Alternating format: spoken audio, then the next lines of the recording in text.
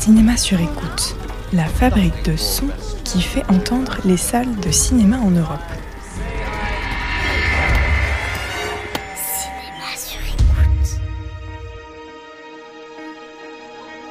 Il y a une phrase qui revient souvent lorsqu'on évoque le cinéma Le Zola. Une phrase qui est souvent l'une des premières choses que nous disent les invités, que ce soit les cinéastes, les représentants ou représentantes d'associations. Bref, tous ceux et toutes celles qui interviennent dans le cadre de festivals ou de séances événements. Le Zola, c'est comme une grande famille installée dans un cinéma centenaire dont la façade art déco d'époque se fait l'héritage direct.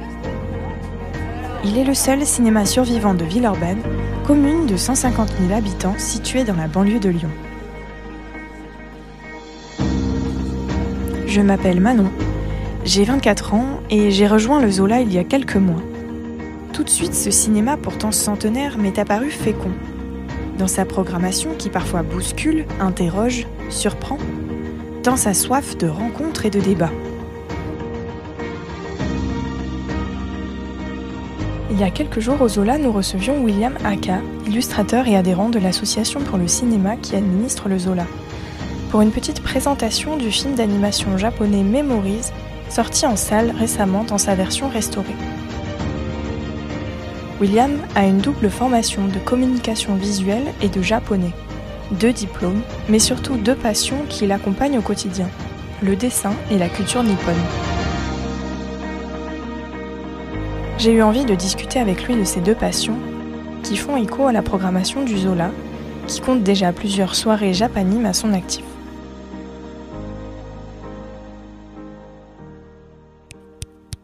Gratter un peu la pellicule du cinéma Le Zola.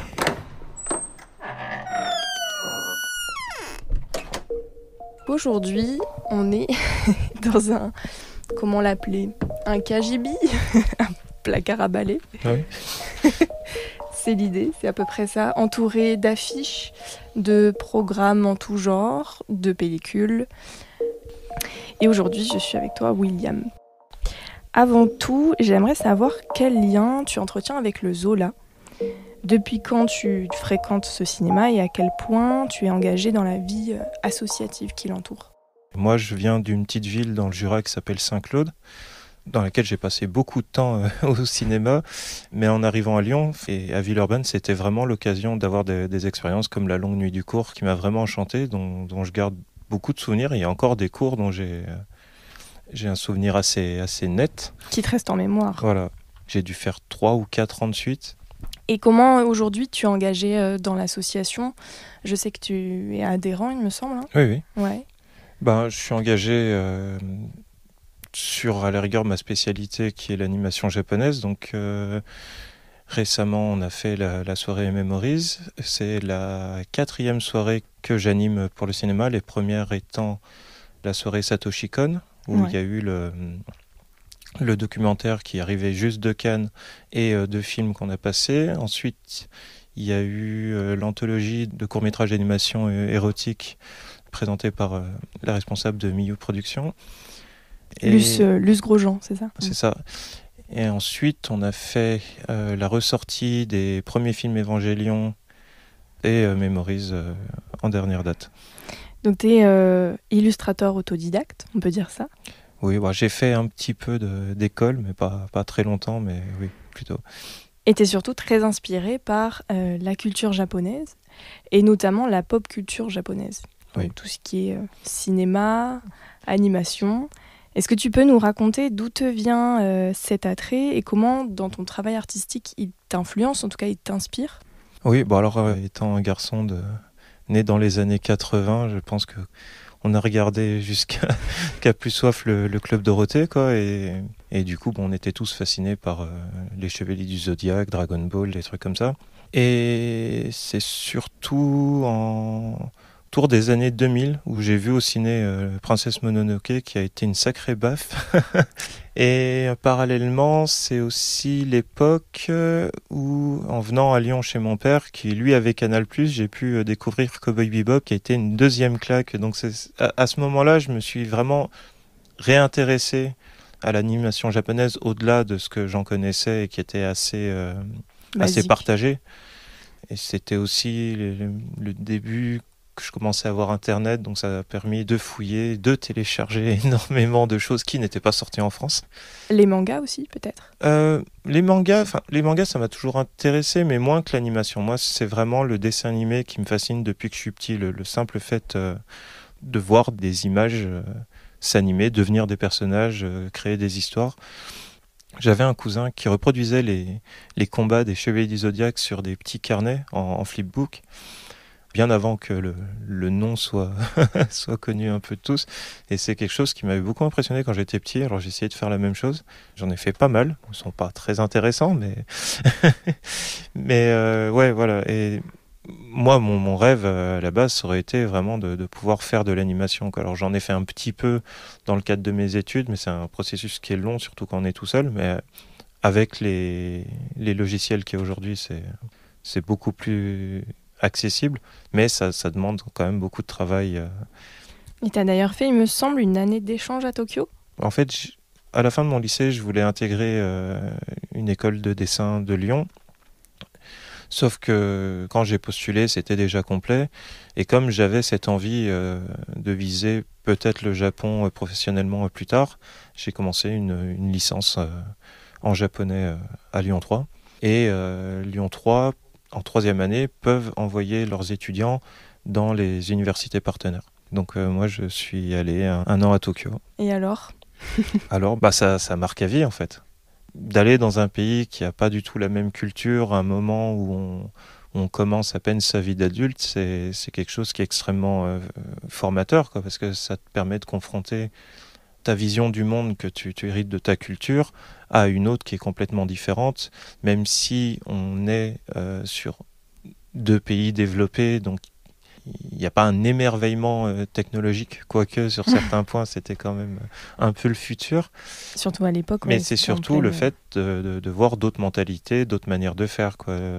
Le côté très collectif du Japon face au côté très individuel de l'Occident, c'était intéressant. Ça permet de placer peut-être un curseur un peu entre les deux, quoi.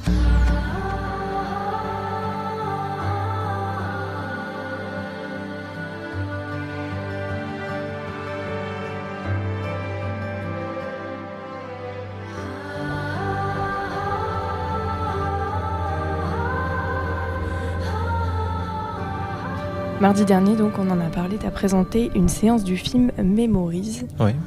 On peut l'appeler une petite pépite d'animation japonaise sous forme de triptyque réalisé par, je vais tenter, mais je pense que tu le diras mieux que moi, Koji Morimoto et Tensai Okamura et Katsuhiro Otomo. Exactement, mais c'était pas si mal. C'est pas mal.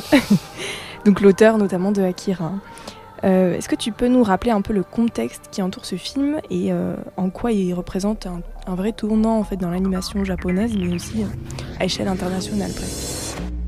Je ne sais pas s'il représente un tournant. Pour moi, en fait, il représente l'aboutissement d'une époque qui va être les années 80, qui ont été une période extrêmement riche pour l'animation japonaise, parce que c'était une période où le Japon économiquement va très bien et a beaucoup d'argent à investir dans tous les domaines, notamment celui de l'animation. C'est aussi le moment où il y a un vrai engouement pour le long métrage d'animation, notamment grâce à Nausicaa de la vallée du vent de Miyazaki, qui est sorti en 84, et qui va lancer une émulation pour faire des films toujours plus impressionnants, plus ambitieux. Il va y avoir aussi toute une vague de films expérimentaux, notamment L'œuf de l'ange, qui est un très très beau film, mais assez inclassable, et qui aurait du mal à être financé aujourd'hui, parce qu'il s'adresse finalement sans doute à un public assez niche. Et à côté de ça, il y a eu tout le phénomène des vidéos d'animation qui ont été produites uniquement pour le marché vidéo, d'abord sur VHS, ensuite Laserdisc et DVD. Et tout ça, ça a donné l'occasion à beaucoup de créateurs de réaliser leurs premières œuvres, de se former sur un format qui donne beaucoup plus de qualité qu'une série télé, par exemple, parce qu'il n'y a pas la pression de la diffusion hebdomadaire, vu que c'est proposé à la vidéo, et qu'il n'y a pas non plus la lourdeur de production et d'exploitation d'un film de cinéma, quoi. Et du coup, ça a très très bien fonctionné. Dans les années 80, il y en a eu des tonnes. Et c'est un format qui a été extrêmement propice à l'expérimentation, à créer des séries qui sont vraiment originales. Certaines, s'il y avait succès, allaient vers la télé plus tard. Mais à la fin des années 80, la bulle économique met fin à cette période. Et du coup, on va se reconcentrer sur des trucs beaucoup plus sûrs, comme l'adaptation de séries de mangas qui sont déjà populaires. Et on va voir une baisse drastique des créations originales. On ne retrouvera pas tout ce bouillonnement créatif des années 80.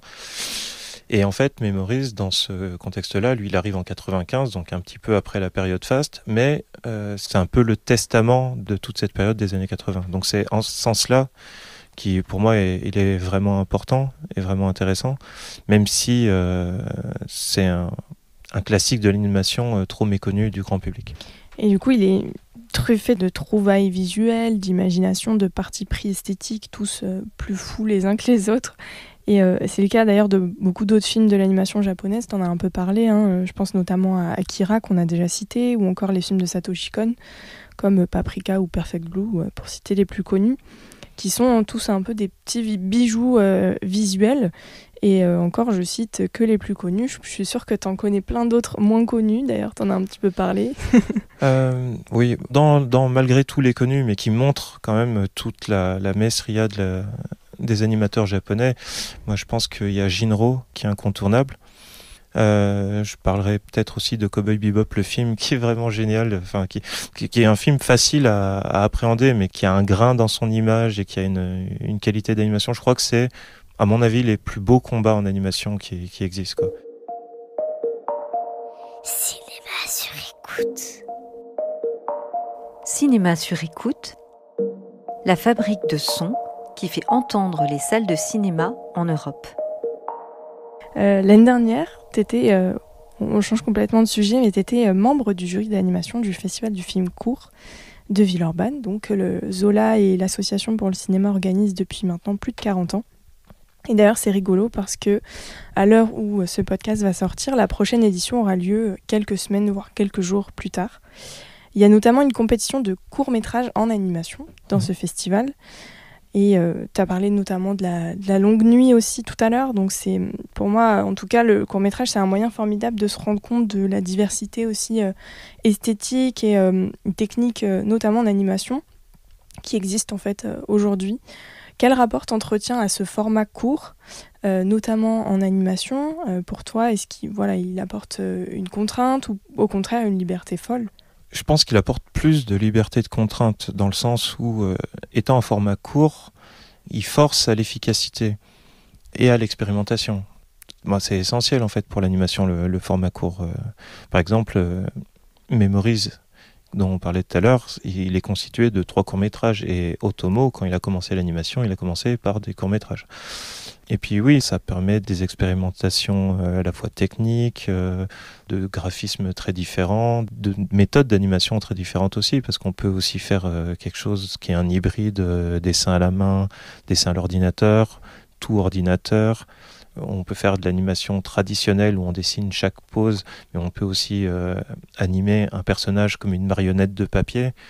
On peut faire du stop motion, il y a énormément de techniques.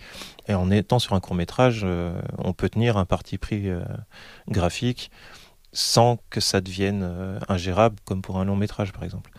Est-ce que tu te rappelles peut-être de moments un peu comme ça qui t'ont marqué ou Moi, je me rappelle d'un cours qui a énormément tourné au début des années 2000 qui s'appelle One Apartment for Six Drummers, qui raconte un espèce d'attentat artistique. En fait, c'est 6 percussionnistes qui profitent de la sortie d'un vieux couple, je crois que c'est en Suède, je suis plus sûr, il me semble que c'est en Suède, et qui rentrent dans l'appartement et avec tous les objets qu'ils vont trouver dans l'appartement se mettent à faire de la musique. C'est un cours qui a bien marché et qui a donné quelques années plus tard un long métrage qui s'appelle The Sound of Noise, qui était visuellement assez impressionnant, où il y a une espèce de battle de pelleteuses sur le parvis de l'opéra. Je ne sais plus où, si c'est à Oslo ou ailleurs, c'était très bien. Il y avait une espèce de conte horrifique de Noël, je crois que c'était avec Cadmerat d'ailleurs, qui se fait attaquer par son sapin de Noël. Il y avait un autre cours qui m'avait beaucoup marqué aussi, c'était des vues de rochers maculés par une marée noire. Et c'était Jean-Pierre Daroussin en voix off qui présentait ça comme si c'était une exposition artistique. Enfin, il y avait plein de trucs, c'est très inventif et oui, moi je retiens pas mal de courts-métrages de cette période, quoi.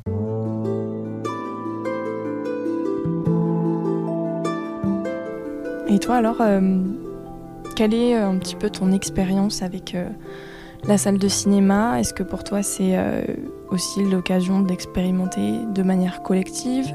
Est-ce que tu vas au cinéma en sachant ce que tu vas voir, ou est-ce que aussi tu te laisses porter peut-être par l'inconnu? Est-ce que tu regardes les bandes annonces? Alors j'étais un grand fan des bandes annonces. J'étais toujours très tôt avant les séances parce que je détestais ne pas voir les bandes annonces. Ah, c'est rigolo ça. Bah, moi, pendant longtemps, il n'y avait pas Internet pour voir les bandes annonces des films qui allaient sortir. Et comme on est en France, il n'y a pas de bande annonce à la télé pour les films.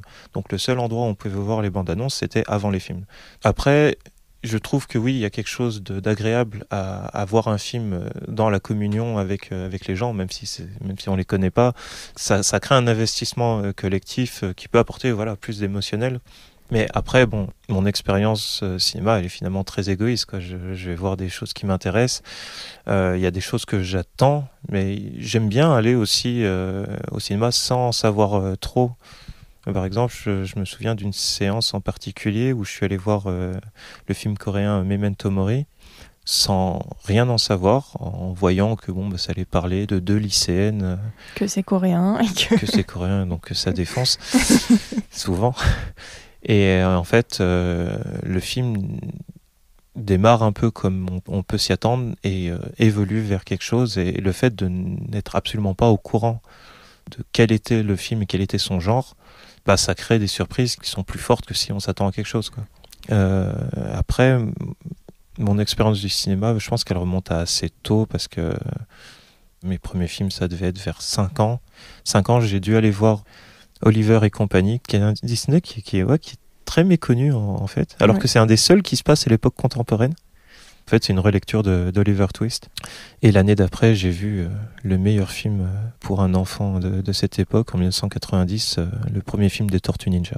Ah, là on parle des vraies choses là. Ah là, ouais. Et je l'ai revu et en fait, il est très bien ce film. Ses suites sont pas terribles, mais le premier, il est très bien. Et en termes de choc au cinéma, par exemple, moi je me rappelle que dans ce cinéma de la Fraternelle à Saint-Claude, ils organisaient des nuits du cinéma où ils passaient 3 films. Et lors d'une de ces nuits, ils ont passé Ghost in the Shell. Et moi, jeune ado que j'étais, c'est un film qui m'a mis par terre. J'avais jamais rien vu de tel, et puis je pense que de toute façon ça a marqué le monde entier. Et là la porte s'est ouverte vers un autre monde. Ah oui, un monde adulte, un monde parfois violent mais terriblement engageant en fait, qui est loin de tout ce qu'on pouvait connaître en dessin animé à l'époque, quoi. Ouais, c'est vrai que Ghost in the Shell c'est quand même une claque, je pense, dans le monde de l'animation à cette époque-là. Ouais. Ça, Perfect Blue et enfin. En fait, pour l'Occident, il y a 2 grandes dates. Il y a 88 Akira et 95-96 Ghost in the Shell.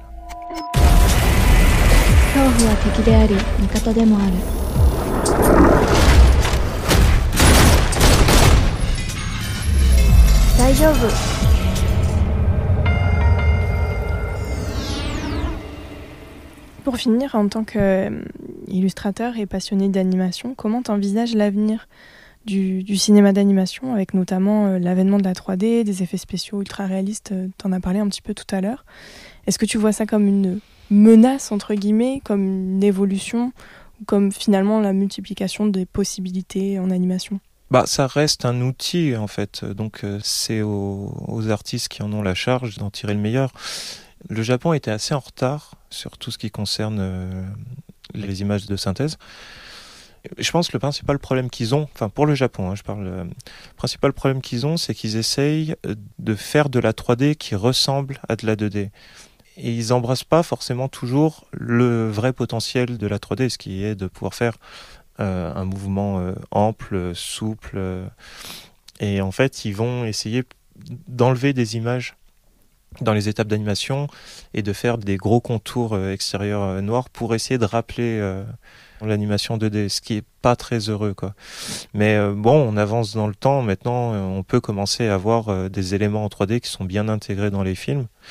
Et il commence à avoir vraiment des studios spécialisés dans la 3D, notamment Kamikaze Do-Oga, qui a réalisé il y a quelques années Batman Ninja, qui était fait tout en 3D, qui avait un bon style, qui a fait le premier segment de l'omnibus Star Wars Vision, qui était vraiment intéressant, qui fait très 7 samouraïs. Ouais. Mais après, l'animation 3D, finalement, ça fait longtemps qu'elle est établie. Toy Story, c'était quand même il y a... Ça commence à dater un petit peu. C'était il y a 27 ans. Ah ouais, ça fait mal comme ça, dit comme ça. Si je me trompe pas, il me semble bien que c'est 95. Ouais, ça fait une bonne vingtaine d'années, voire 30, ouais. Donc on a eu le temps de voir énormément de films d'animation faits en 3D qui est extrêmement intéressant, même si le haut du panier, ça reste Pixar.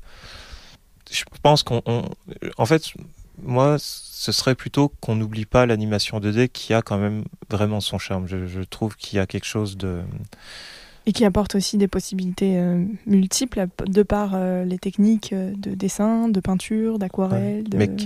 Mais qui est beaucoup plus compliqué à réaliser, quoi.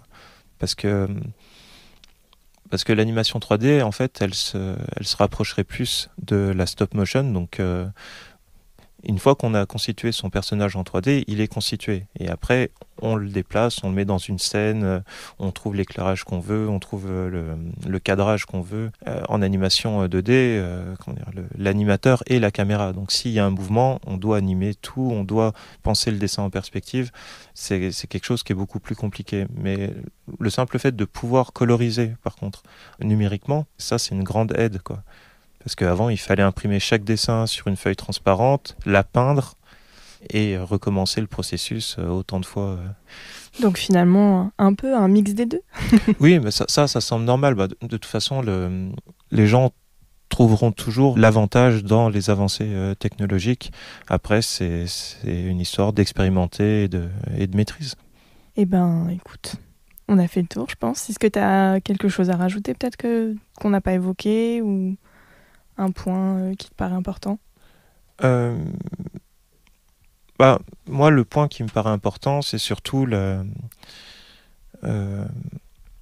fait de pouvoir voir en salle ce genre d'expérience, que ça soit pour les courts-métrages, donc lors d'un festival comme celui de Villeurbanne, ou juste les longs-métrages, quoi, ou des rétrospectives, parce que quand on voit les capacités techniques que demande l'animation, mais le résultat que c'est bien de pouvoir être dans une salle de cinéma entièrement attentif à ce qui se passe sur l'écran et pas dérangé par les petites choses du monde extérieur, de pouvoir vraiment, surtout pour l'animation, quoi, de pouvoir vraiment rentrer dans ce monde-là qui n'est pas le nôtre, qui peut nous le rappeler, mais qui demande de rentrer dans un monde fait de dessins, fait de couleurs qu'on n'a pas dans la vraie vie, mais qui nous permettent de rentrer dans ces ambiances-là. Moi, je pense que c'est toujours très important de pouvoir découvrir les œuvres qui sont destinées au cinéma, quoi. Vous venez d'écouter Cinéma sur écoute, le podcast qui vous donne à entendre les salles de cinéma. Cet épisode est le premier d'une longue série fabriquée à plusieurs. Nous vous parlons depuis nos salles. Chaque salle de cinéma nourrissant ce flux a sa propre couleur.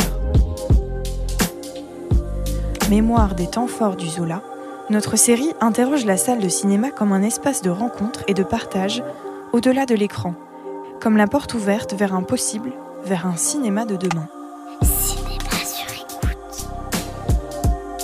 Si ce podcast vous a plu, faites-le découvrir à vos proches.